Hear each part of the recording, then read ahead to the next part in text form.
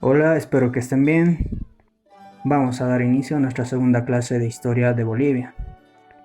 Recordando siempre que cada clase tiene sus objetivos específicos, los cuales se basan en el banco de preguntas para la materia de historia, por lo cual debemos prestar especial atención a la resolución de las mismas al final de cada tema. La anterior sesión habíamos hablado sobre los primeros levantamientos, en este caso los levantamientos indígenas, la situación jurídica de la Audiencia de Charcas a través de sus instituciones, y hoy corresponde dar continuidad al tema. Iniciamos con la segunda parte de los primeros levantamientos, centrándonos en los levantamientos de Chuquisaca y La Paz en el Alto Perú y la Revolución de Mayo en Buenos Aires, cerrando el tema con los ejércitos auxiliares. Ya en pantalla podemos observar los objetivos a cumplir de la presente clase, los cuales tendrían que ser respondidos por los estudiantes al final de esta sesión. Bien, iniciamos con el tema primeros levantamientos, segunda parte. Al hablar de los levantamientos de Chuquisaca y La Paz, tenemos que hablar necesariamente de la Universidad de Charcas. En los albores del siglo XIX, la ciudad de La Plata, hoy la ciudad de Chuquisaca que conocemos, estaba habitada por 18.000 almas y era sede de la Real Audiencia y del Arzobispado de Charcas. Allí estaba la Universidad San Francisco Javier, que fuera fundada un 27 de marzo de 1624 por los jesuitas. Universidad recordada como el más importante centro de enseñanza superior de la época, donde se impartía principalmente cursos de jurisprudencia. De ella emana el denominado silogismo altoperuano.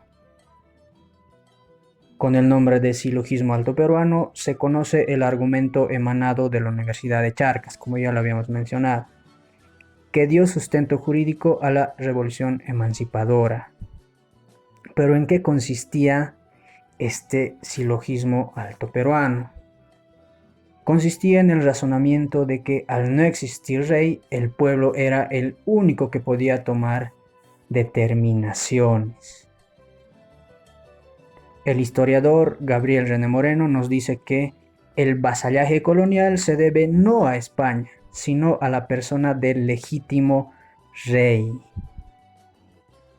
Por lo que los magistrados y universitarios de Charcas pensaron de que en vista que el rey Fernando VII había abdicado, la monarquía española carecía legalmente de rey.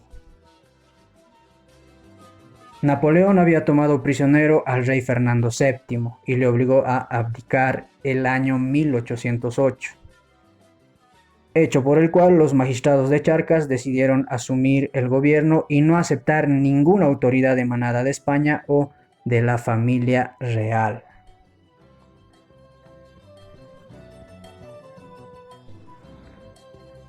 Recordemos que entre 1809 y 1811 se producen en América Hispana una serie de levantamientos que desembocan en la independencia. Los dos primeros en toda la América Española, ojo con este dato, fueron la Revolución de Chuquisaca y el Levantamiento de La Paz, ambos en territorio altoperuano, hoy Bolivia, el año 1809. Entre los factores externos que desencadenan estos levantamientos podemos mencionar a la emancipación de Estados Unidos, el año de 1776, Revolución Francesa, 1789 y principalmente la invasión de Napoleón a España, en donde obliga al rey Fernando VII a abdicar. Este hecho se da el año 1808. En este punto es importante mencionar que la audiencia de Charcas será presidida por el realista García León y Pizarro, ojo con ese nombre, y un tribunal compuesto por 5 oidores. En aquel entonces, oidores que tenían discrepancias con el mismo Pizarro.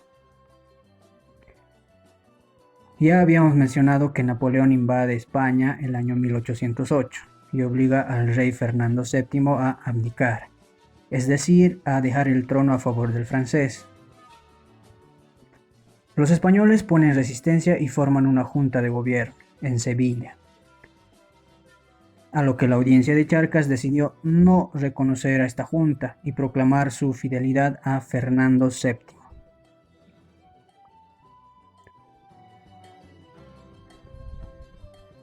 La Junta de Sevilla manda a José Manuel Goyeneche como delegado de la misma, para conseguir el apoyo de los virreinatos americanos.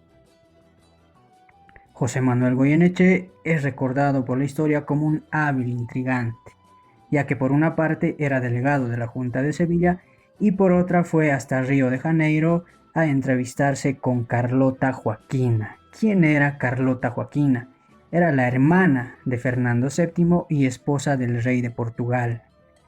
¿Qué pretendía Carlota? Pretendía gobernar sobre las posesiones españolas de América en nombre de su hermano Fernando. De esta manera, la misión de Goyeneche tenía doble cara. Por una parte era emisario de la Junta de Sevilla y por otra era mensajero de Carlota. Los oidores de la audiencia de Charcas consideraron a Pizarro y Goyeneche como traidores a la nación.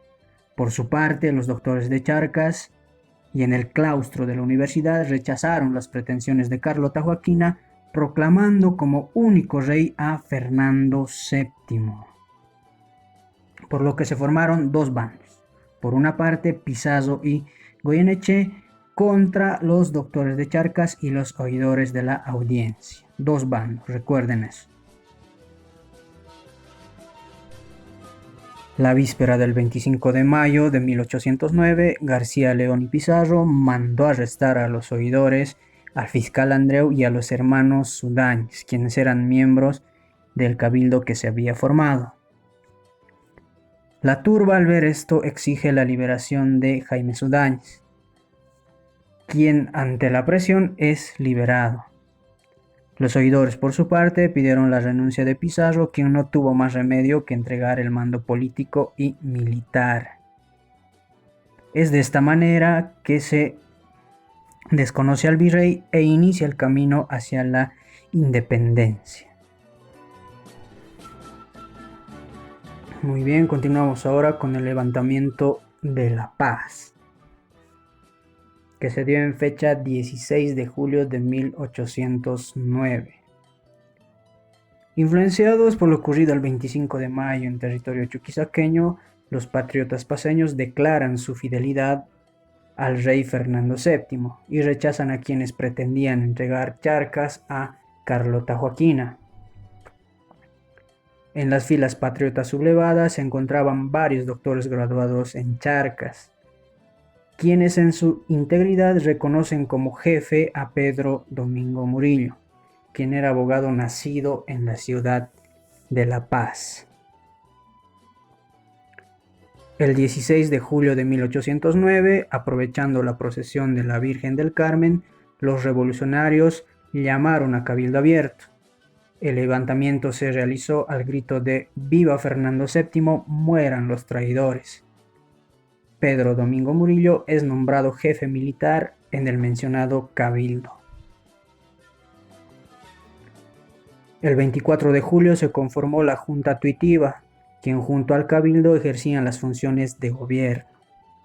Murillo fue nombrado presidente de esta Junta Tuitiva.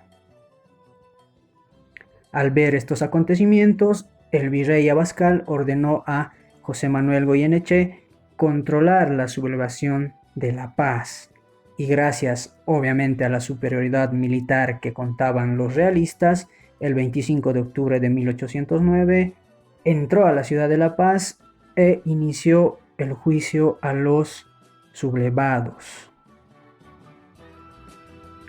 Pedro Domingo Murillo fue sentenciado a la horca el 29 de enero de 1810. Siendo sus últimas palabras la frase que ya todos conocemos: la tea que dejo encendida, nadie la podrá apagar.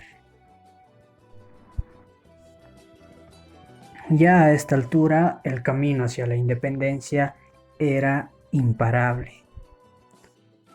El 25 de mayo de 1810, en la ciudad de Buenos Aires, Se llama cabildo y se destituye al virrey Hidalgo de Cisneros y se crea una junta gubernamental en busca de un gobierno autónomo a los españoles que propicie el libre comercio principalmente. Cornelio Saavedra, potosino, presidió esta junta de la cual formaban parte personajes tales como Juan José Castelli, Manuel Belgrano y Mariano Moreno. Esta junta es considerada el primer gobierno independiente de la Argentina. Es importante recalcar que no todo el virreinato estaba involucrado en este nuevo gobierno. Tal es el caso del Alto Perú, hoy Bolivia, ya que este territorio seguía bajo el control realista, a la cabeza de personajes españoles tales como Nieto, Sanz y el famoso intrigante Goyeneche. Es por ello que la Junta de Buenos Aires decide enviar un ejército denominado auxiliar para liberar las provincias altas y llegar, si es posible, hasta Lima.